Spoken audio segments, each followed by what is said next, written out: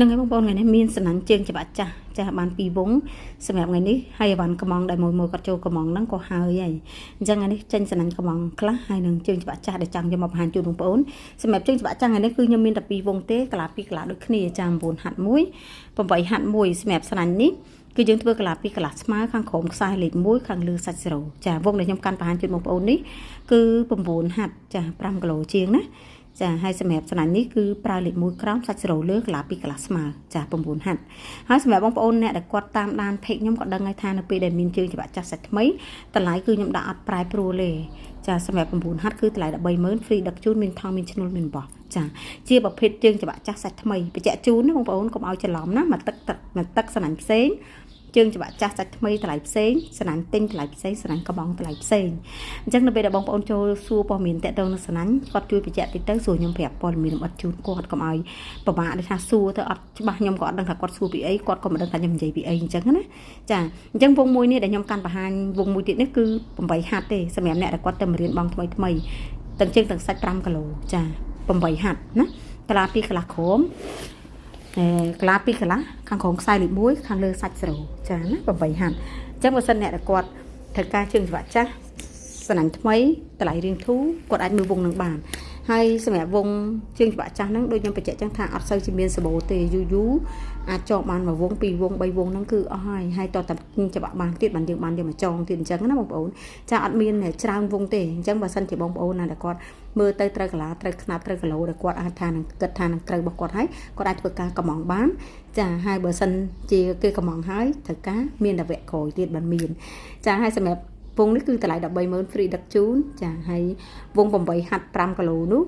តម្លៃនេះខ្ញុំដាក់ជូនបងប្អូនត្រឹមតែចា110,000ទេចា free ដឹកជូនមានថងមានត្រីឈ្នួលថងត្រីដូចគ្នាណាបងប្អូនចាបងប្អូនមើលសាច់ជាក់ស្ដែងទៅប្រភេទសំណាញ់ថ្មីចាខាងក្រោមខ្សែលេខ1ខាងលើសាច់0ជាប្រភេទសាច់ថ្មីមិនមែនសាច់ចាស់ហើយក៏មិនមែនសាច់មកទឹកគឺសាច់ថ្មីតែម្ដងណាចាហើយតម្លៃត្រឹមតែ130,000ទេហ្នឹងហើយថៅការហ្នឹងហើយអាចធ្វើការកំងបានហើយសម្រាប់បងប្អូនអ្នកដែលគាត់កំងសំណាញ់ពីខាងខ្ញុំអ្នកខ្លះគាត់ប្រហែលជាចាំផ្លូវសំណាញ់គាត់ហើយហ្នឹងហើយបងប្អូនកំពុងតែចេញប្រើចេញជាបន្តអញ្ចឹងថ្ងៃហ្នឹងក៏ខ្ញុំក៏នៅវាខ្ចប់ចេញជូនមួយផ្សេងគាត់កំងដែរចាហើយមួយដែលគាត់កំងបន្តហ្នឹងក៏កំពុងតែចេញដូចគ្នាចាតែមុនក្រោយគ្នាតិចចន្លោះមួយថ្ងៃហ្នឹងគឺសំណាញ់កំងគឺហើយប្រើហើយវងខ្លះក៏កំពុងចាប់ជើងចាវងខ្លះកំពុងតែសដូនអញ្ចឹងស្អែកខាងស្អែកគឺនៅតែមានសំណាញ់ដែរមួយកំងហ្នឹងគឺចេញបន្តចាហើយសម្រាប់បងប្អូនដែលគាត់មានព័ត៌មានចង់សាក់សួរតាក់ទងនឹងសំណាញ់មកអីហ្នឹងហើយគាត់អាចចូលទៅមើលក្នុង profile page ខ្ញុំទៅ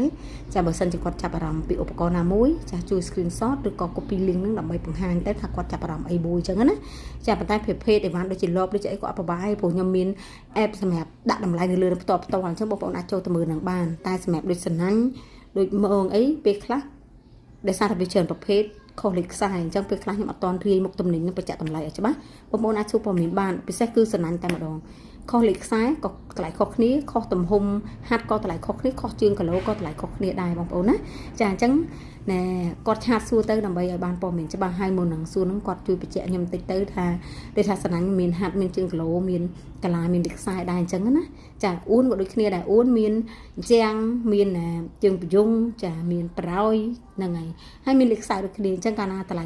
ខុសគ្នាក៏តម្លៃខុសគ្នាដែរហើយសំណាញ់នេះបងប្អូនជាក់ស្ដែងឃើញហ៎សាច់ថ្មីចាជើងច្បាក់ចាស់ខ្សែដៃដាក់ឲ្យបងប្អូនមកស្អាតឲ្យចាយកទៅប្រើតែម្ដងណាចាសម្រាប់វង8ហាត់អ្នកតម្រៀនបងថ្មីអីហ្នឹងចាទិញទៅអត់ស្ដាយលុយទេដោយសារតែតម្លៃវាធូរមែនតើហើយសំខាន់វាបានសំណាញ់ថ្មីទៀតហើយវងនេះក៏ភ្ញៀវកំងដែរវងនេះសិតតែ10គីឡូហើយចាមួយរយៈនេះគឺសិតតែអ្នកដែលគាត់កំងហាត់ធំ13 14 15ហាត់ចាហើយអរគុណមែនតើសម្រាប់ការជឿទុកចិត្តលើសេវាកម្មចេញពី page ចំមុំចាសម្រាប់បងប្អូនអ្នកដែលគាត់កំងអីវ៉ាន់រយៈពេល2ថ្ងៃអត់ឃើញអីវ៉ាន់ឆាតមកសួរខ្ញុំសិនណាចាពេលខ្លះបងប្អូនទៅរកនៅកន្លែងទីអត់ឃើញឆាតមកសួរខ្ញុំឆាច់ app ជូនដើម្បីងាយស្រួលបងប្អូនកុំឲ្យខាតពេលក្នុងការទៅមកតែសូមរយៈពេល2ថ្ងៃជួនកាលបងប្អូនខ្លះដាក់ព្រឹកឲ្យថ្ងៃឆាតមកអត់ដល់បើសម្រាប់អ្នកពេញអាចដល់បើខ្ញុំប្រាប់គឺអាចដល់ប៉ុន្តែអ្នកខ្លះគាត់នៅខេត្តអីវ៉ាន់អត់ដល់ទេចាប៉ុន្តែអ្នកដែលនៅឆ្ងាយបើសិនជាឆ្ងាយពីទីតាំងឆាតមកណាមិនបាច់ខ្លាចចិត្តទេខ្ញុំឆាច់អីវ៉ាន់ជូនចាអញ្ចឹងអរគុណបងប្អូនមែនទែនសម្រាប់ការគ្រប់គ្រងចាបាយបាយទាំងអស់គ្នា